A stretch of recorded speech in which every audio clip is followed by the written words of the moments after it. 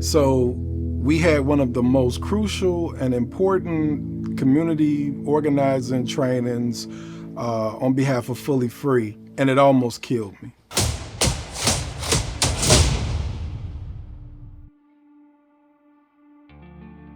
The end of the year, December 16th through the 19th, we had our first FullyFree 3-day organizing training.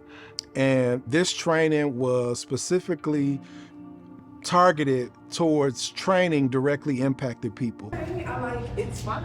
Why don't you take it off? Nobody's born an organizer. We got to learn. So it's having the information from someone who is known throughout the nation as being an instructor, a good instructor of organizing.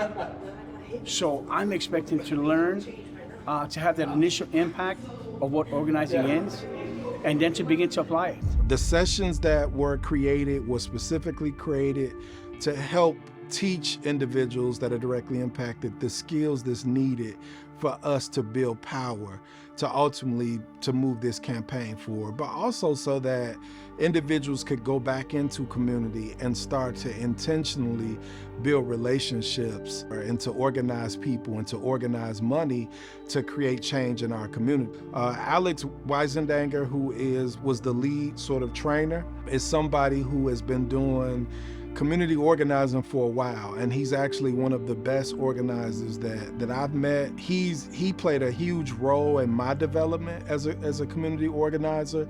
He was the one who recruited me in the halfway house, and that was the first official position that I landed out of incarceration as a community organizer. All right, well, it's great to meet you all. Once again, I'm Alex. I won't make anyone try to pronounce my last name. What we're gonna do for the rest of the night, this session is on principles of organizing.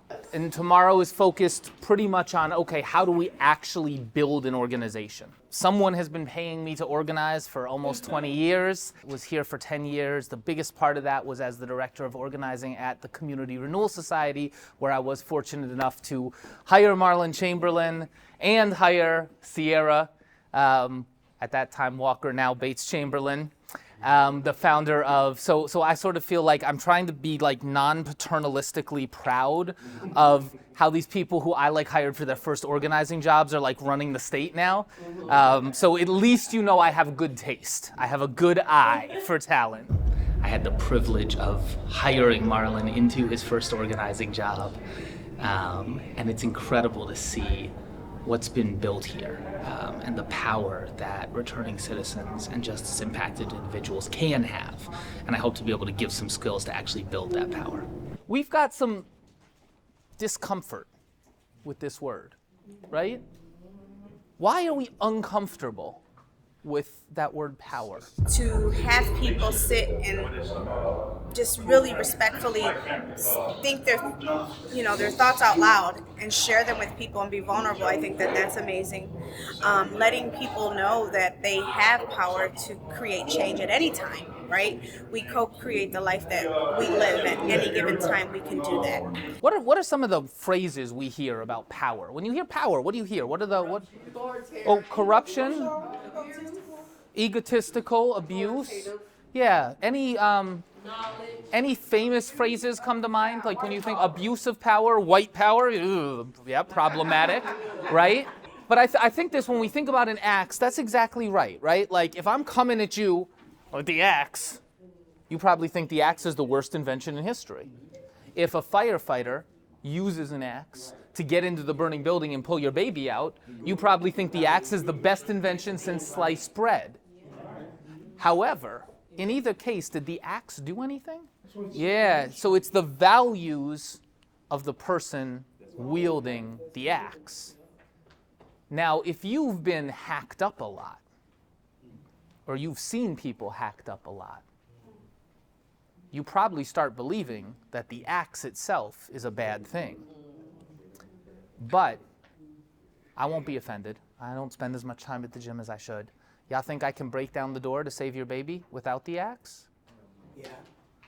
Thank you, Heather. I probably can't. It's okay. I won't. I'm not offended. If I don't pick up the axe, what happens? Does it go unused? Isn't Lori just waiting to pick up the axe? And very comfortable swinging it for you? Isn't Donald Trump very comfortable picking up the axe? So when we don't pick up the axe, not only do we not save the baby, we don't get to complain when someone else picks it up.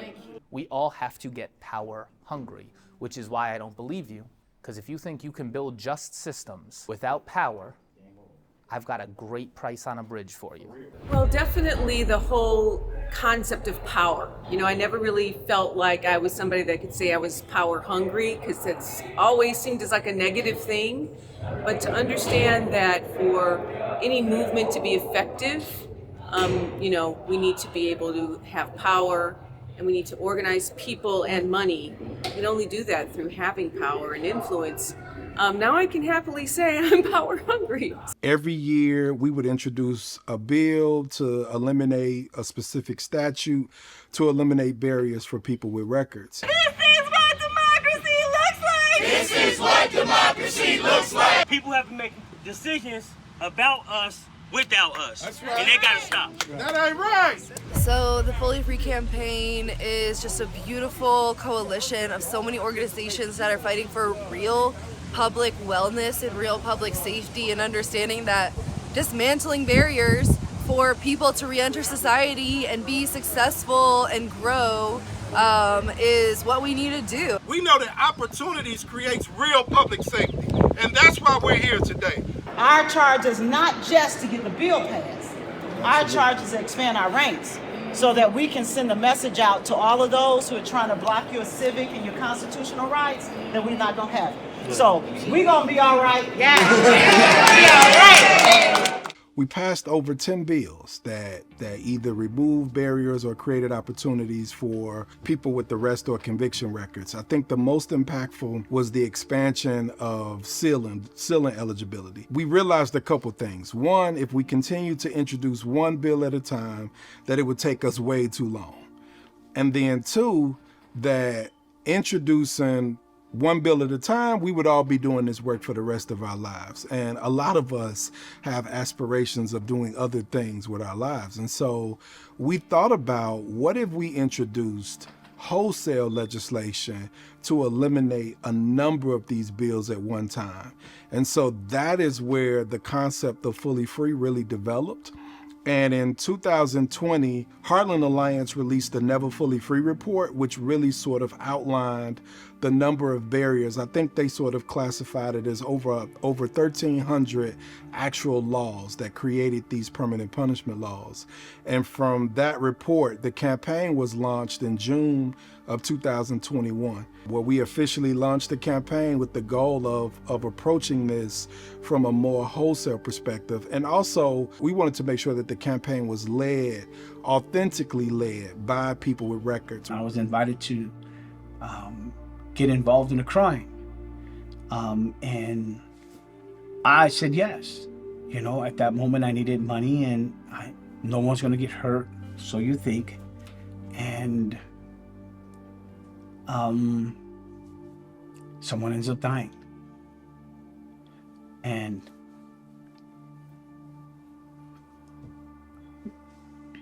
so two people lose their life.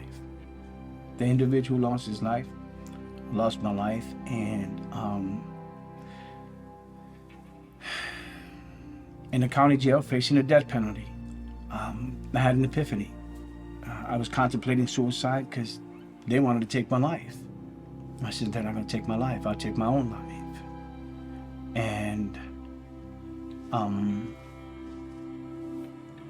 I heard a voice. And that voice said to me, you can't serve God, you can't serve man. 19, my daughter passed away at the hands of my paramour, and I was arrested and then convicted. The state of Illinois said that I failed to do my civic duty and my parental duty by protecting her from him. And that was a rude awakening that I could be charged, this criminal justice student, as a criminal justice student at Northeastern Illinois University, that I could be charged for not being able to predict the future or read someone's mind. This is literally what the judge said, that what you didn't know, you should have known, as the truth in sentencing law states, black and white. What you didn't know, you should have known. And I was like, I'm supposed to be a mind reader? How do you do that? And so I was sentenced to 13 years in the Illinois Department of Corrections. In 2002, I was sentenced to a 20-year federal prison sentence for conspiracy to distribute. I wasn't arrested with anything. It was simply, I was involved in a conspiracy where the government said that myself and 2 others conspired to commit a crime. And I wouldn't sit here and say to you that I wasn't guilty. Like, I was actually hustling. I was doing a lot of what the government said that I was doing. I think for me, I don't think that I deserve 20 years. I do think something needed to happen, but I don't know if it was a 20-year sentence. Spent 22 and a half years of my life going 3 different institutions and experiencing things that, of course, most people experience when they're in prison. You see, I call it the belly of evil, and sure enough, that's what it was. My first day in Stateville Penitentiary, I witnessed a murder. That's my first day there. Some man was killed, and I saw it. I saw what happened to him, and you know, I knew that my life would totally be different. Women literally lose their minds, and the staff in turn responding to that with physical violence, right? So I have seen women beaten by men of authority, right? These people that were set in place to protect them. You wonder why they're so traumatized. In 2006, I lost my mother. March 31st, 2006, I was in FCI Milan, a federal prison in Michigan serving 20 years. I still remember my name being called over the PA system to report to the visiting room.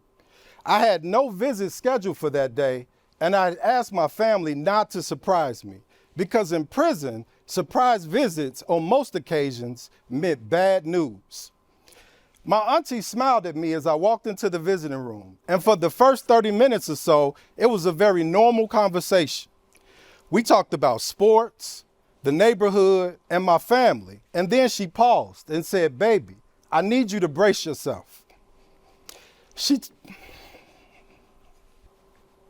told me, "Your mother suffered a heart attack and had passed away." I was crushed. A month prior, in the same visiting room, sat my mother crying, blaming herself for my actions that led me to prison. I thought about all of the time that I had blown, that I could have spent with her while I was out.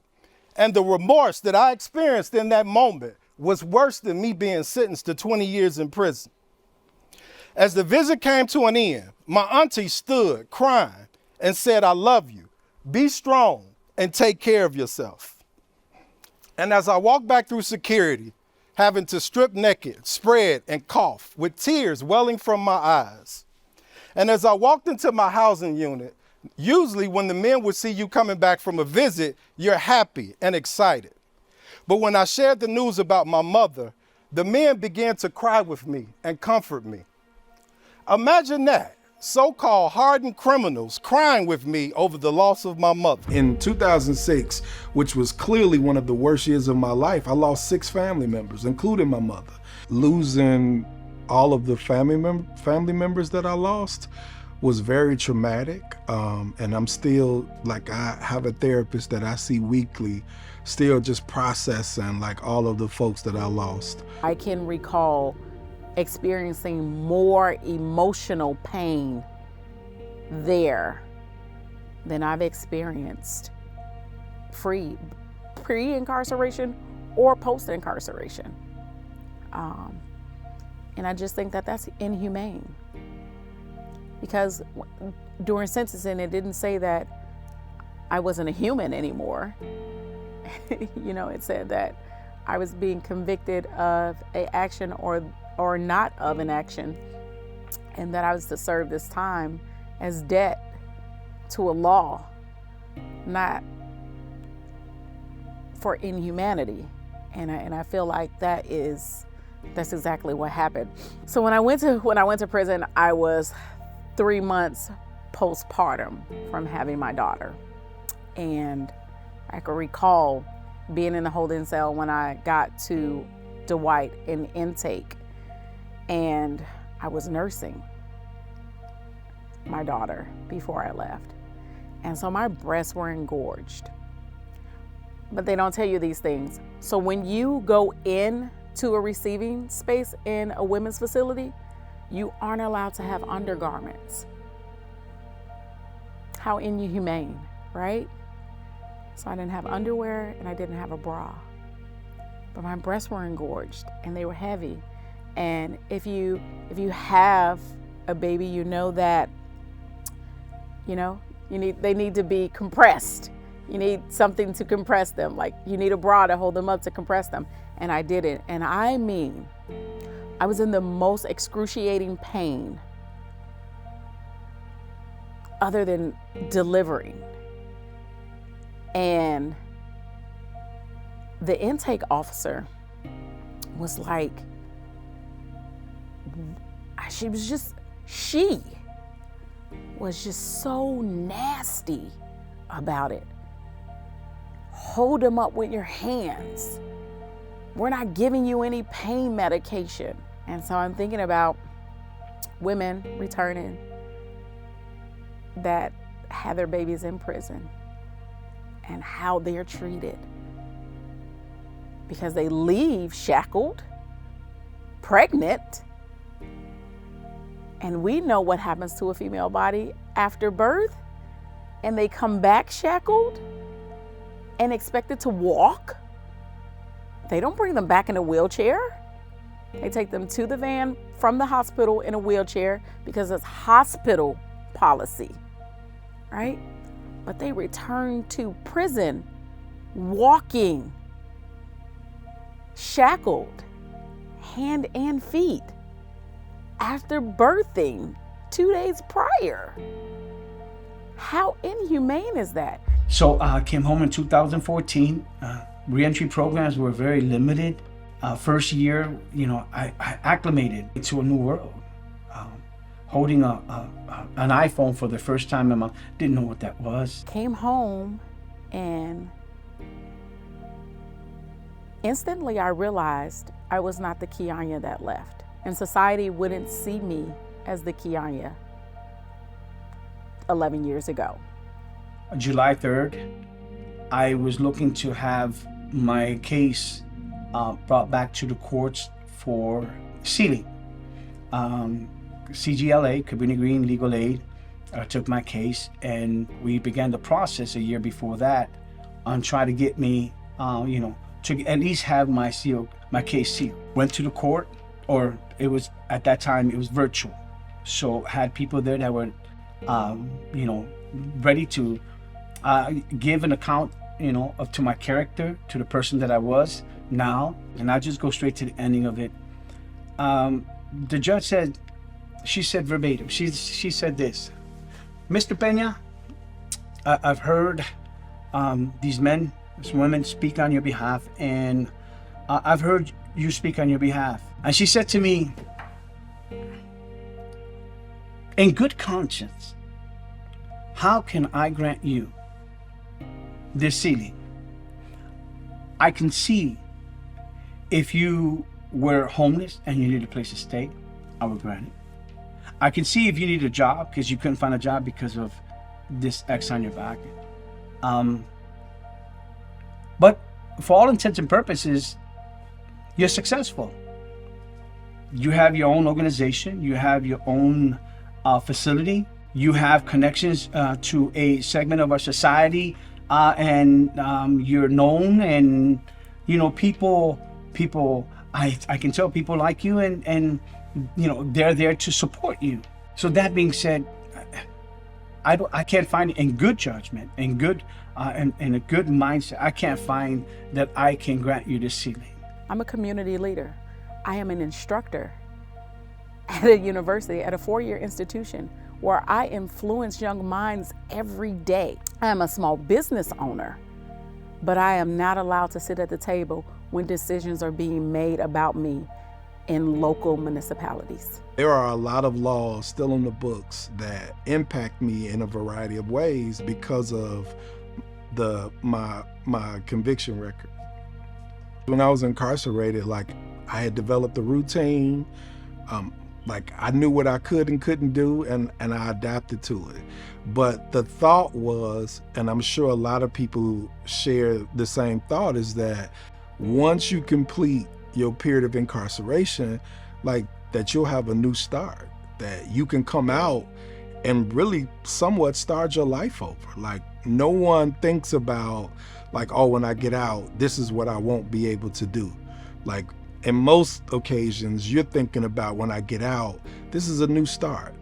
And that's exactly what I prepared myself for. I did everything that I was asked to do during my period of incarceration. I did the 6 months halfway house after I was released, did everything, every stipulation that I was asked to do in the halfway house. And so I was under the impression that once I had finished or completed my sentence, that I could start over. But I soon discovered that wasn't the case, that there were sort of these invisible bars that we've sort of labeled permanent punishments that follow you for the rest of your life. I'll just use Glenn Martin's quote, "Those that are closest to the problem are closest to the solution, but lack the resources and power to implement these solutions." And so I think the emphasis of Fully Free is really looking at the latter of the quote. How do we give people the resources and the skills that's needed to develop the power to really lead this work? Because we are the ones that are closest to the solutions. This was a retreat for me, Harry, and Kianya to really sort of finalize our mission, vision, core principles. Somebody over there typing or? Well, I'm not typing, but I could type. Well, as we work through it, I think it makes sense to just put some on the screen that we could type on. Okay. Come up with what terms we're going to use. We're going to use return citizens. Yeah, are we going to use return residents? Are we going to use directly impacted? I just feel like the terminology needs to be uniformed as well. So when we're out separately, we're using the same terms just so that we can be identified by terminology as well. Yeah, I agree. What do y'all think? I use directly impacted. So in my research, I'm using directly impacted. Directly impacted, that sounds good. When I'm in this current dissertation.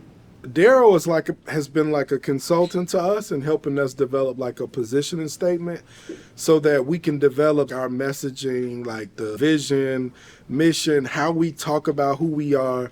So when we put messaging out to the public, we want to make sure, is the messaging we putting out coming back and being received in the ways that we want it to be? That came up out of the ashes? No. Okay. No. Where do you want to be? What do I want to be? Where do you want to be? Let me give you an example. Where does Kianya want to be in 10 years?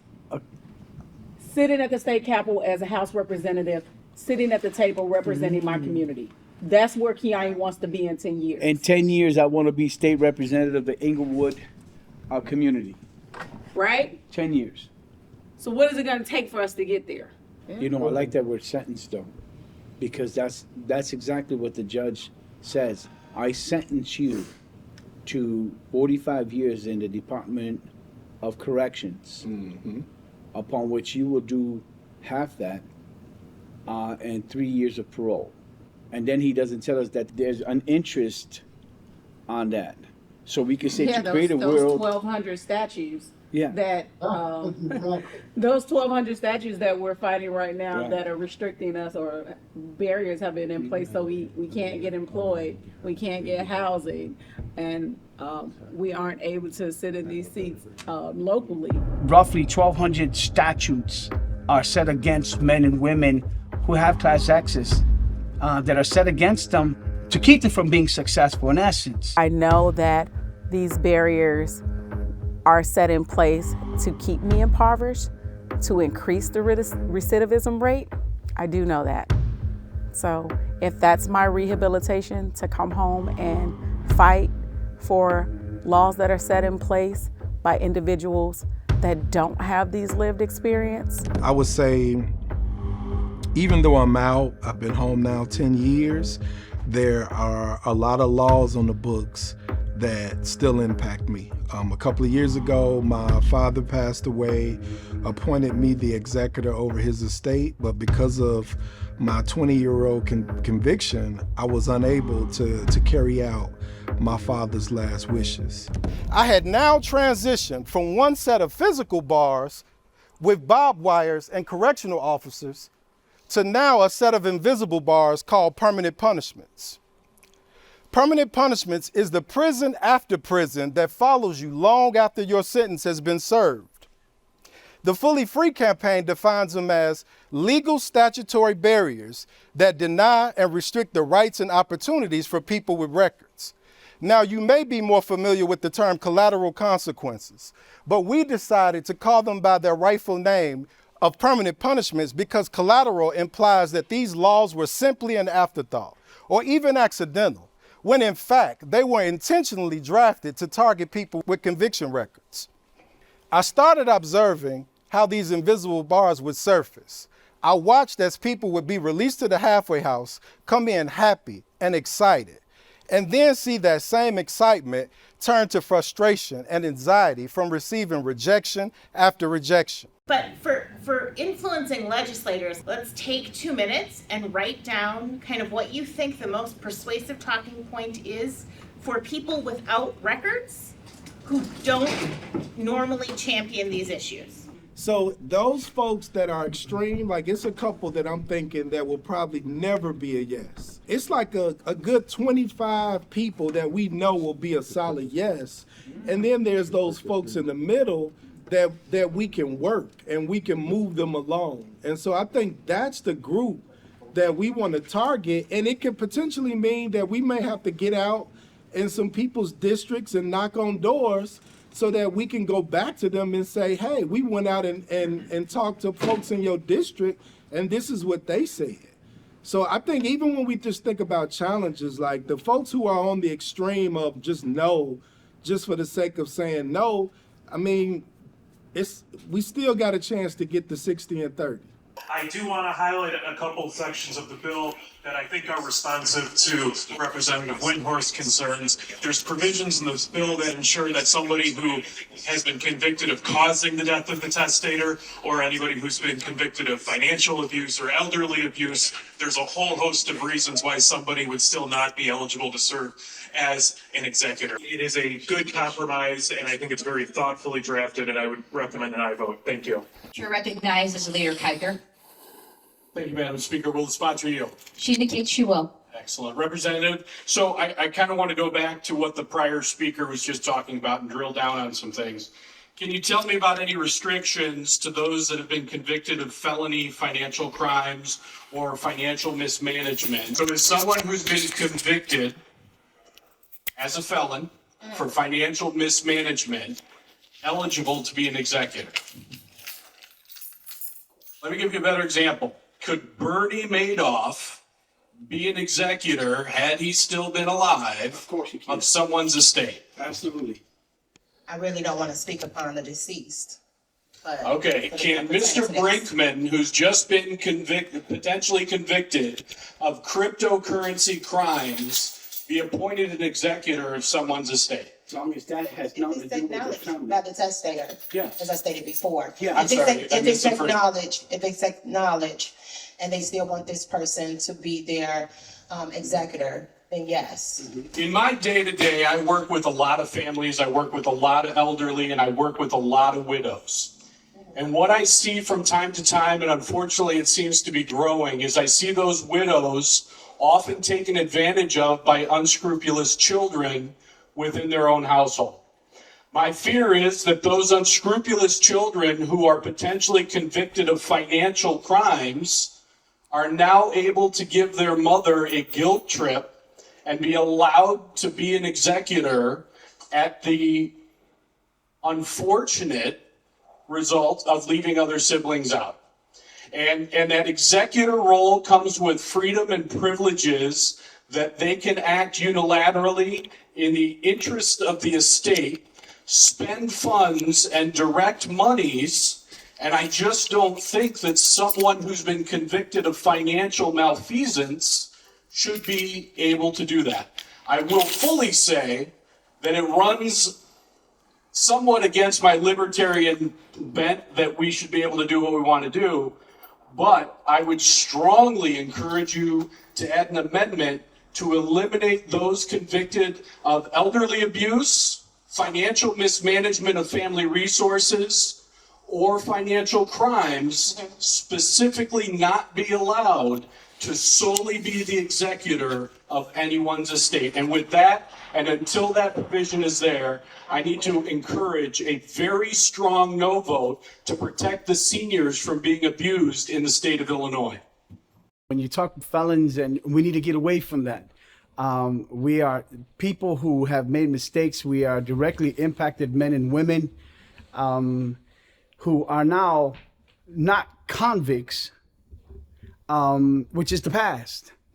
We are men and women now moving forward in life, seeking to not only better ourselves, but to find a home in this world where we will not be called what we are not. If it's an X, it's behind us. And my desire and my passion is that we will find a place where we are looked upon not as a second-class citizen, not as inhumane individuals, but people who have made mistakes. So I would say that it is in the bill. You have to read it in order to know that. But this bill is very personable to me because my father is a felon. And when my sister died in her sleep 2 years ago, unexpectedly, I watched my father deteriorate from the inside out because he could not fulfill her will. And me as his daughter, trying to figure this out with my half-sisters, it was very stressful for me. Okay. Not only did my father scream out for help, didn't understand why he could not bury his baby girl, but I also was frustrated. Being an so when I heard about this bill, let me talk. When I heard about this bill, it was very personal experience. And when I heard from the advocates from the FullyFree campaign, a lot of them have had these same experiences, especially a young woman who is the only child. And if her mother is aware of whatever that she did to get her into the situation she was in, she paid her debt to society like others. That's right. And when they come back home, they should be able to carry out this sacred duty. So I am also a nursing home worker, and I care about my seniors deeply, and I talk about it all the time. And if anything, if anybody talks about protecting seniors, that would be Lakeisha Collins. Yes. And so everything that you're asking me about in this bill is in the bill. And the person who chooses who they want to be their executor, they will have the full knowledge of knowing who that person is and choosing that person. And with all of that being said, I would deeply and greatly appreciate if you take all of this into consideration and vote yes for this bill. Okay, so a couple things I want to straighten out. First, my deepest sympathies in the loss of your father, and my father did not die. I said my sister. Your sister and your father dealing with that. My deepest sympathy and my apologies if I offended you in any way, shape, or form.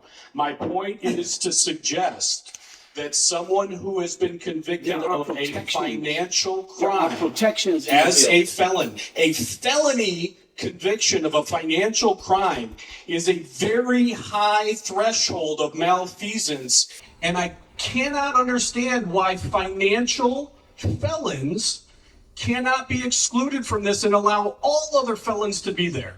I think we're doing a disservice to the elderly. We are opening them to abuse.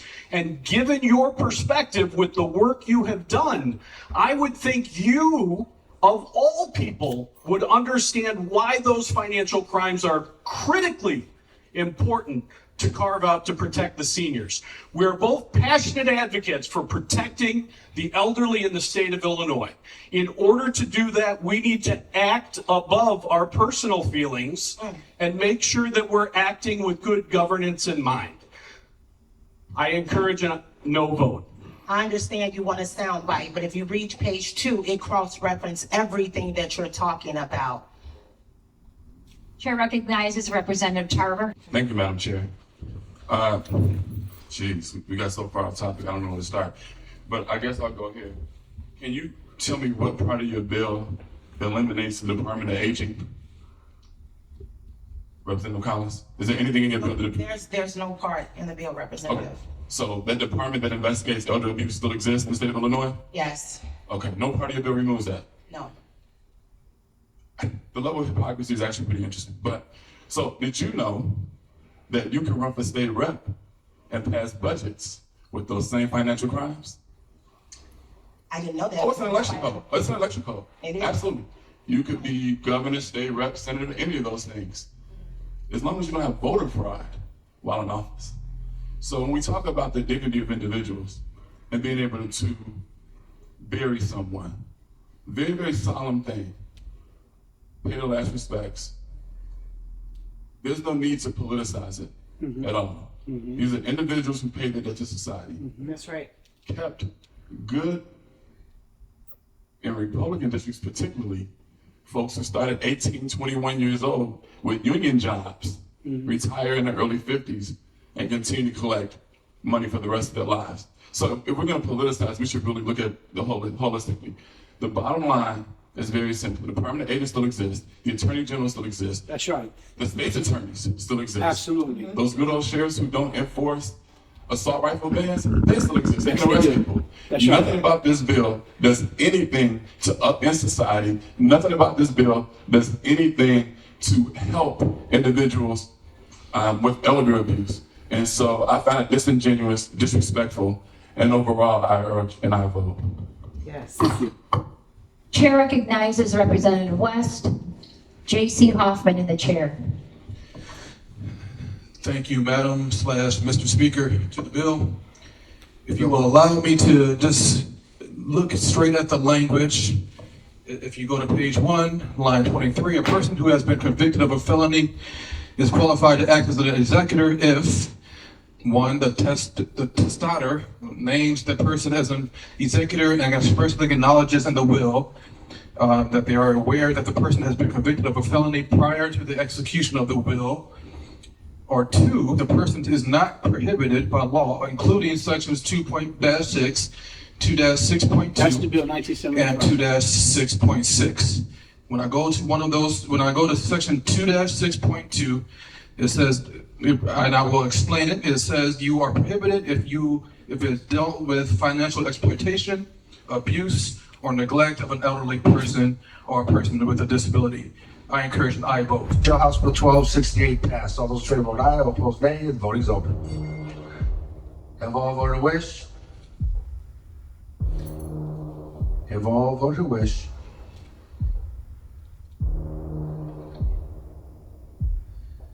Have all voted wish?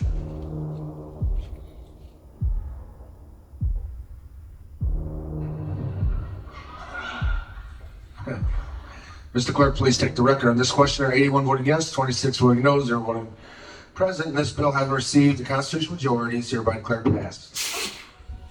Remaining on page 24 of the calendar appears House Bill 1273. There it is. Ellen. There it is. Read the bill, Mr. Clerk. House Bill 1273, a bill for an act concerning We go to the Senate. the third reading of this House bill. Thank you. House Bill 1273 makes September Marlene, 17th Constitution Day. to the Senate. Holiday. Congratulations, my brother. Constitution Day is celebrated. Blessings. Too, I think for me, listening to the debate on the floor and hearing legislators talk about it and hearing the talking points that we've given them, like hear them used in that space, was really exciting. The message of ending permanent punishments is starting to resonate with legislators as well. We're here to make sure that the FREE Act is assigned to a Senate committee, and then we're also here to talk to senators to move the bill through the Senate and onto the governor's desk. Right now in the state of Illinois, if you have a felony conviction, you are not able to be the executor. So what this bill does is it gives the family the right. The person has to disclose to the family member, and the family member can say, yes, I don't care what you did, you can be the executor over the estate. And that's what we want to come across to them. Like, we made a mistake, we served our time, and folks should be able to move forward. That's the goal of the Fully Free campaign, is really eliminating these policy barriers that are invisible bars that impact people when they come home. And the FREE Act is just one of many that we'll introduce. This is called the rail. We are at the rail.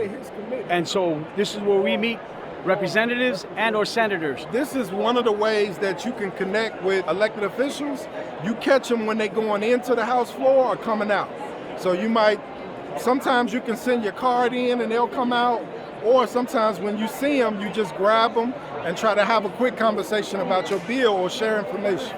There are a lot of organizations here, so this is where a lot of folks come to try to push their legislation across the finish line. You have to be assertive. You have to know who you're looking for. You have to be ready. And when you see them, you either might have to stand in line, or if you can pull them to the side, you pull them to the side. If you know who you're looking for, you got to try to look for them at their offices, on the floor, wherever you see them, and have conversations. We created folders for everybody that's coming down with us, and the folders have the targets who we're looking for all listed on this page, so that way people can get familiar with how they look. And then we also have talking points. So if people want to prep to talk to legislators about the bill, they have a folder that they can look to for key talking points. We haven't got Sims yet? No, we got somebody, Greg, working on them though. Okay. I met him in Chicago quite some time ago. Yeah, we definitely probably, by chance, we definitely won't see him. That's the president. But just the concerns that I've heard is around financial exploitation of seniors. And so the concern is that if someone was served time for a financial crime, particularly maybe around a senior, that's a little concern. When you have served your time, your full time, right? And we believe in rehabilitation, even for financial crimes, we have to believe that that's the case for those individuals as well. Absolutely. And so when you leave prison, you don't want to have a secondary prison. Absolutely. What I suggested is that we already have a language that talks about including an affidavit, that they have to sign, that you're acknowledging that you know that this person is formerly incarcerated, that you're okay with that. So then why not include if the person has a financial crime, they were arrested for jail for financial crime, just to include that in there, like in the affidavit, that I acknowledge that this person was incarcerated for a financial crime. I'm okay with, this, and all parties sign it. And so if that's something that you all are comfortable with, I believe that's the path for moving forward. I'm open to whether they can't waive it, or if they have to, there's a clause that says this, because that's a small percentage of people that won't necessarily look like us. But data we do have is that white collar crimes are, financial crimes are white collar corporate crimes, right? Which doesn't necessarily affect the BIPOC community. We're not addressing that. We're only addressing these issues that affect our communities. And so that in turn is public safety issues. If it's already there, then we don't have to worry about it. Just need to remind them that this was the amendment from the House, that we included this. You have to state that anyway, so that this should allay any of their concerns about that. Okay. The family member still has the right to say no.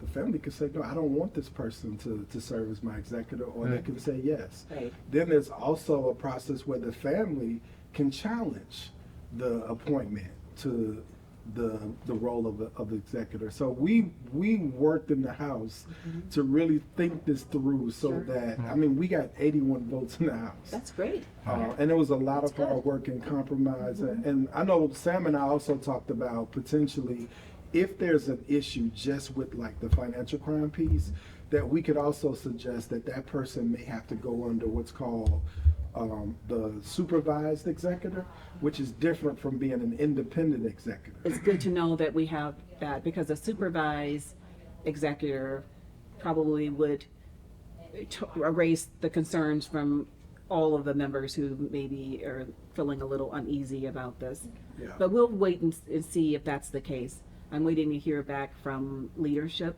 what they're going to do. So the second part of you're inquiring about when they're going to get it out of committee. So it's all a function of when I'm going to find out if they're okay with just that being in the affidavit. And you mentioned that it's already included in there already. But if there's any other concerns, I'll let you know before agreeing to that, unless you are okay with me offering that if we just cannot move forward. So I would want to check in with the coalition before I independently make that decision. So then that's what we'll do. Yeah.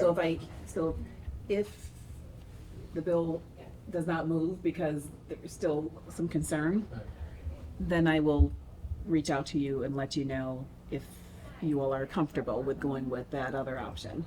But I wanted to have real stories, because this impacts real people, right?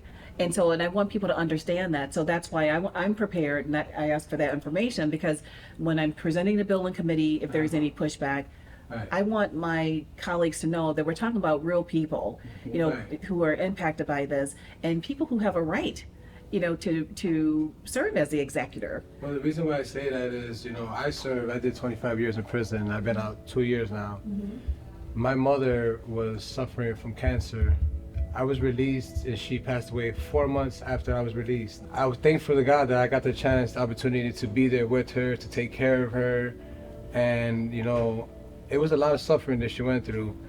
She wanted to leave me the estate for her to handle funeral arrangements and everything like that, and I was not able to do that because I was incarcerated. Sorry about that. And, it's bad that I had to sit there and leave my mother in the refrigerator for longer than it had to be, because I was not able to make that, and we had to go through all the legal changes to leave my little brothers to take care of this. So it is a serious issue, and I think that it affects a lot of people. And it coming home for me and being able to be there for my mother, who spent 25 years with me, faithfully coming to see me every weekend, driving 7 hours and being subjected to searches and everything like that.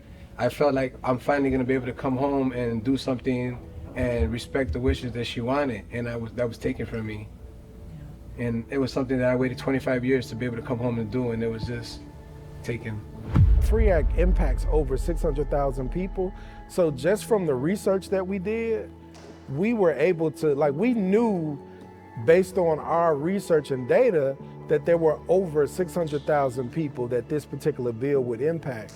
I think what we didn't expect was the number of people who started coming out and saying, I'm the only child. I'm the only person my mom can basically designate as the executor.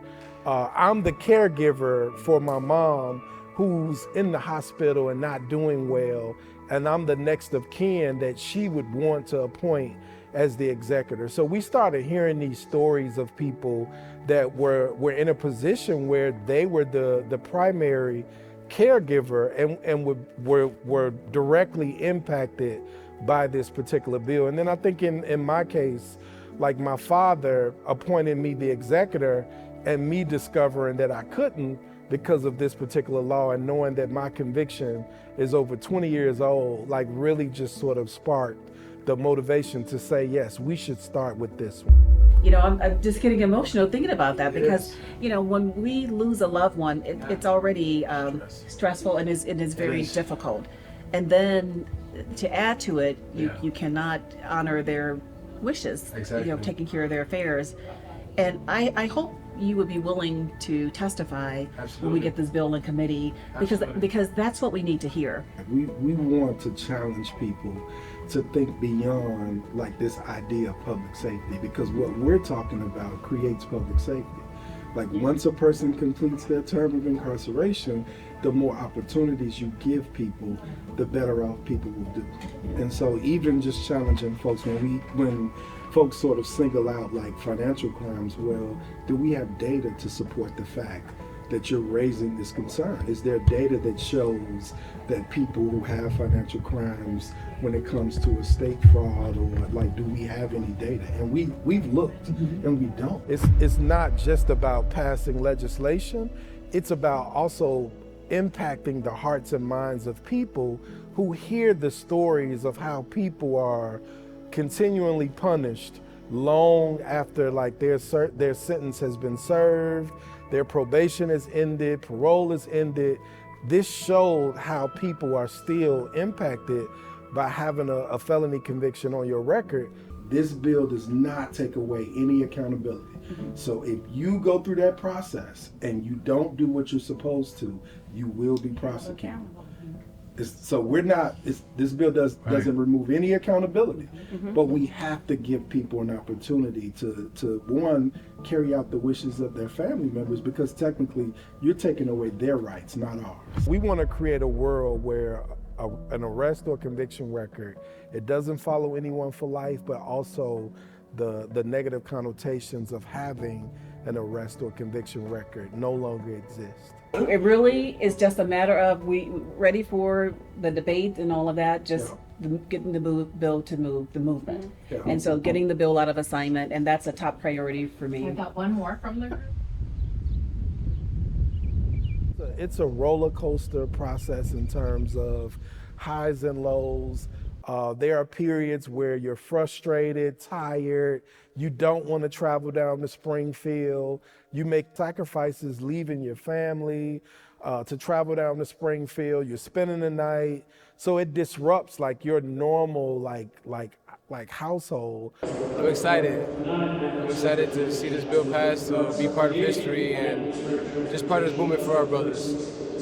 And also Marlon, who is very instrumental in the FullyFree campaign, has been working diligently on this effort. It's the same with him. So we want to make sure that when people have served their time, and if we believe in rehabilitation, that they are truly fully free, that we remove the invisible handcuffs in jail cells and allow them to serve on as a loved one's estate and take care of the matters of something as important as serving as executor of a loved one's estate. And so I ask all of you, I urge you for an aye vote. Thank you. Is there any discussion? Senator McClure. Questions from the sponsor. Indicates you will yield.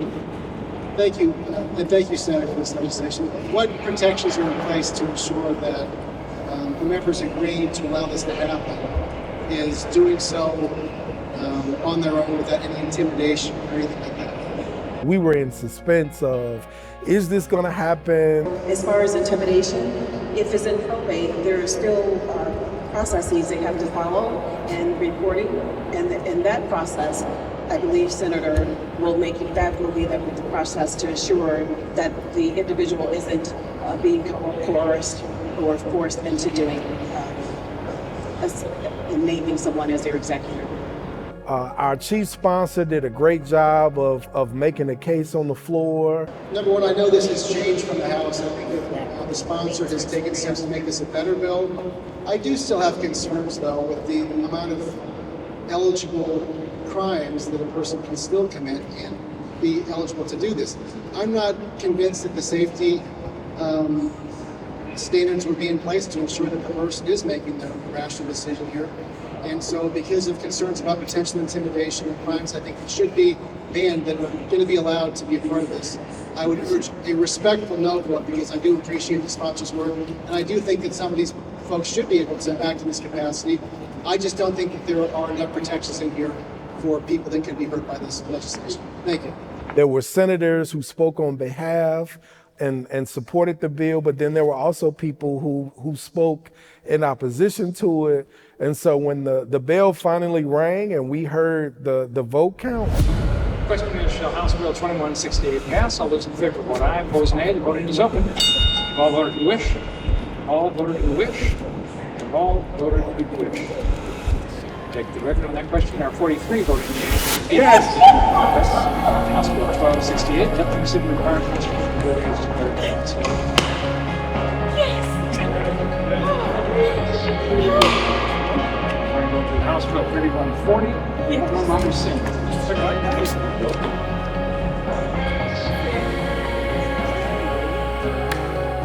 43 votes. We only needed 30.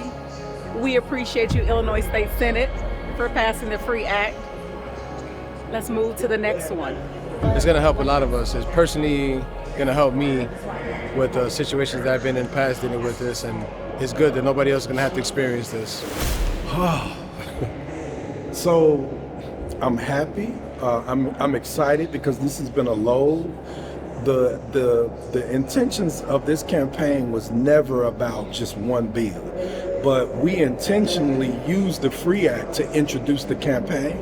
And even with today, with the bill passing, the FREE Act did a lot of like good for us because we were able to really sort of like talk about the long-term goals of the campaign, which is eliminating these barriers. Like, we want to create opportunities for people and really give people an opportunity to come home and to evolve, to grow, to live life without ceilings, to live life and not worry about the barriers or restrictions that are hindering people.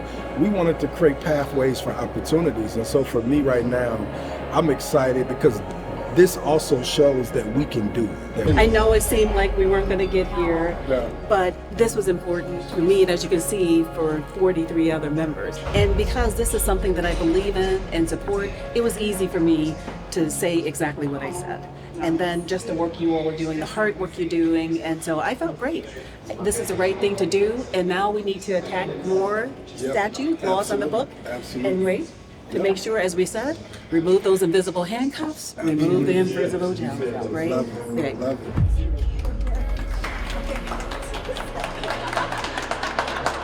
My desire is to help men and women who are desperately in need.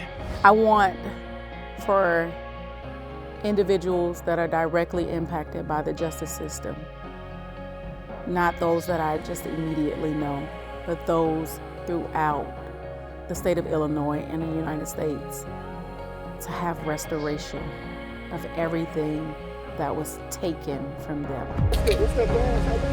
What was that? I saw it. What is that? I don't know, but I like it. What's that? What's that? We about to now. It was just dragging on and on and on, and I was like, oh my goodness. Yeah. Now it's wholesale now.